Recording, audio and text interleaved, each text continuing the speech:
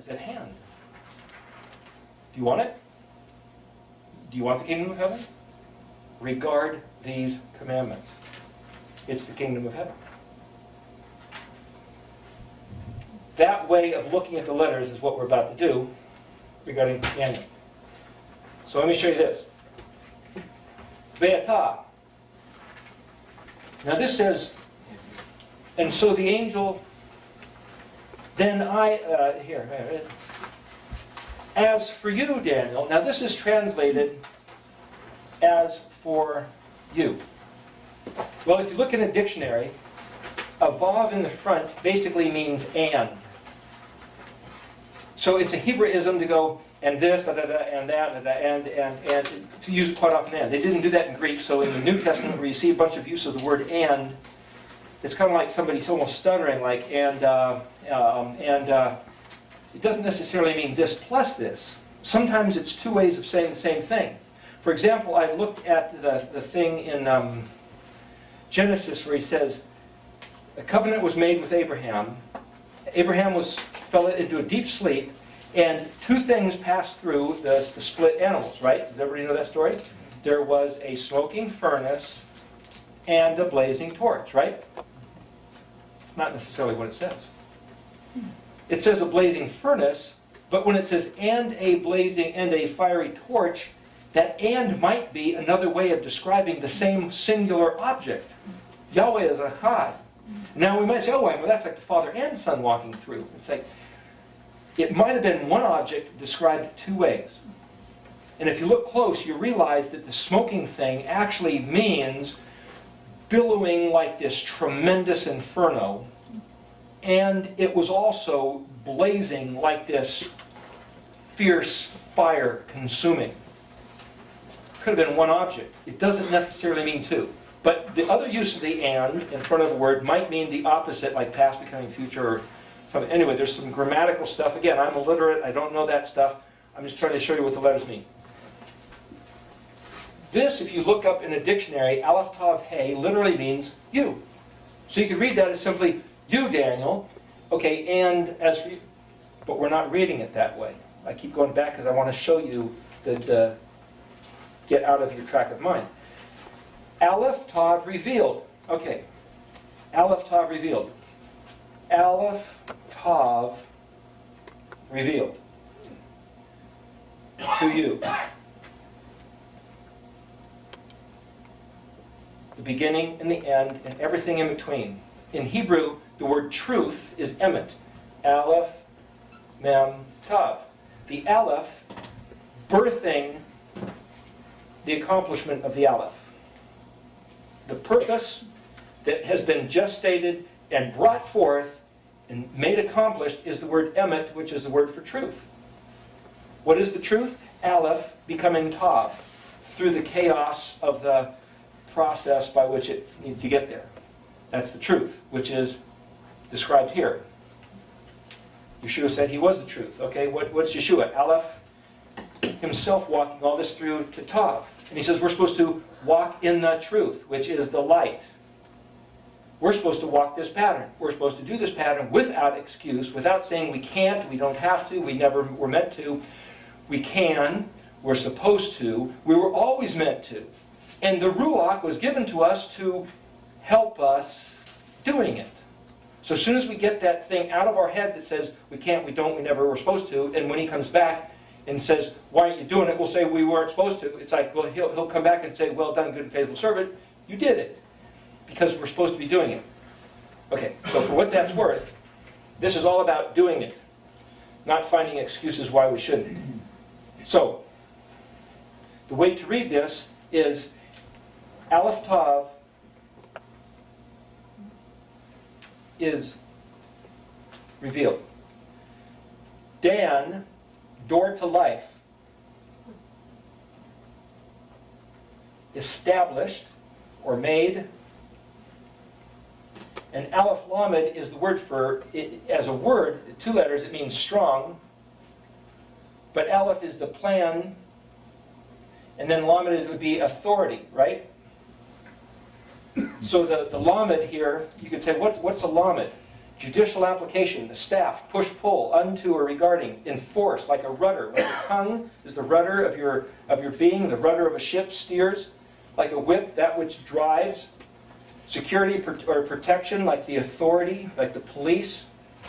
You might say it's the heart, which is the pump. Like the cough is the kidney or the filter.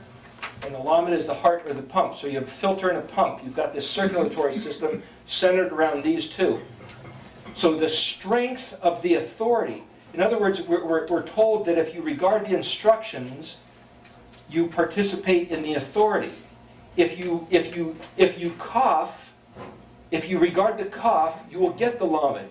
If you regard the lamed of the cough, with the weight that you regard the lamed of the cough, the authority of the instructions, authority will be memmed, brought forth, and produce life, noon, to you.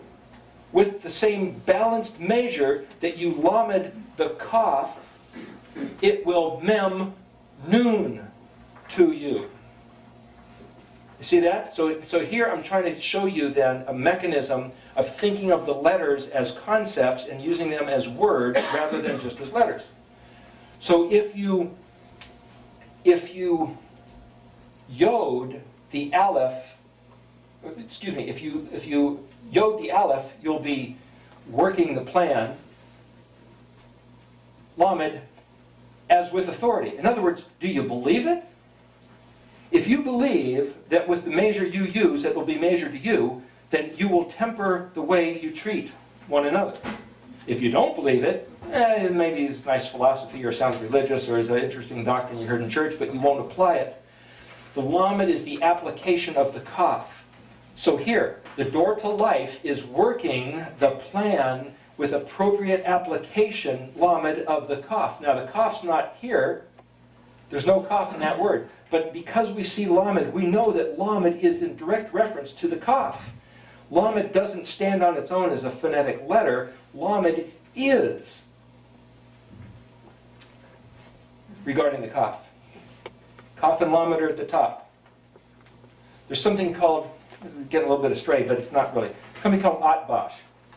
Aleph, tav, bet, sheen, atbash. Gimel, resh. Dalet, kuf. Everything has, works up to the center point. Tony Robinson has this thing about a chiastic structure, which is a whole other thing, but everything points to the center, and the center is the most important factor out of the whole thing.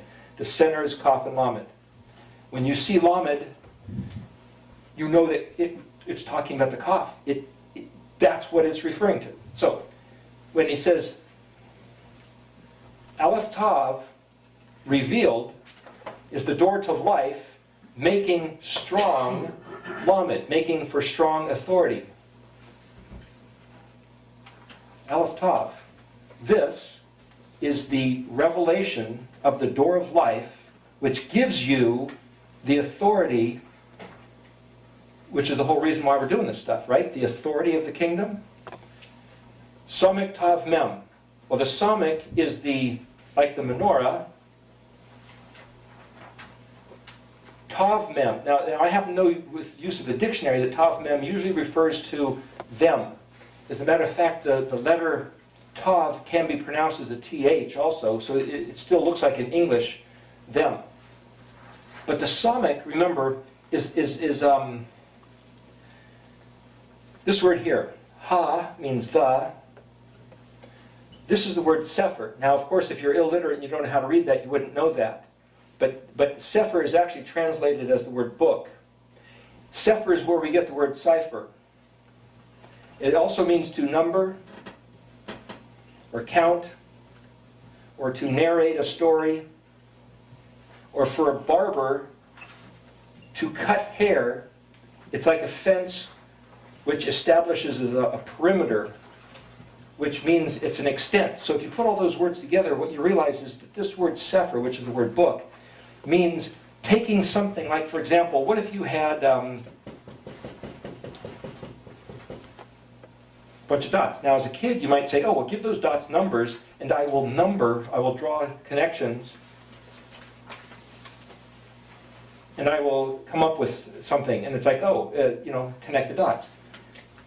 Abraham was told that he was going to get blessed. And he says, yeah, well, that's nice, but big deal. I don't have anybody to give it to, so thanks anyway.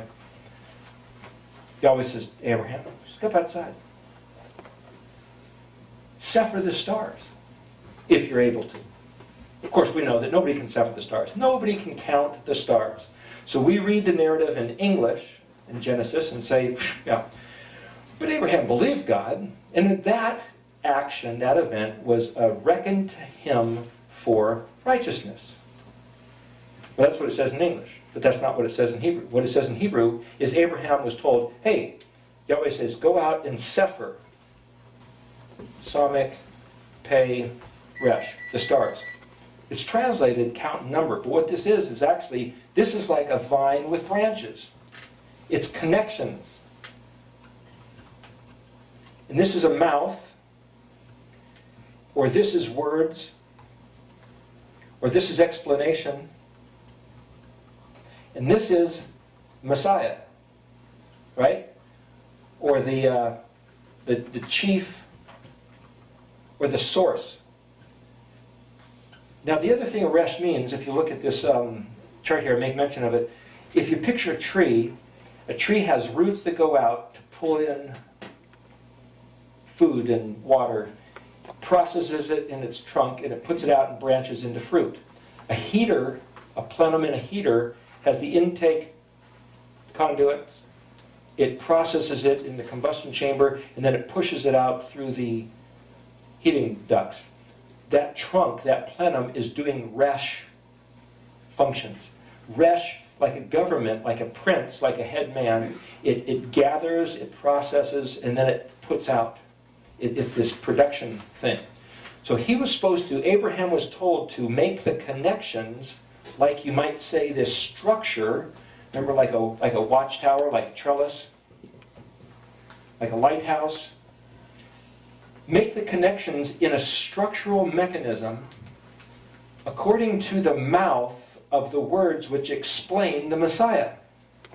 And Abraham, the word is believed, which is, I think it's Ha, Aleph, Mem, Nun.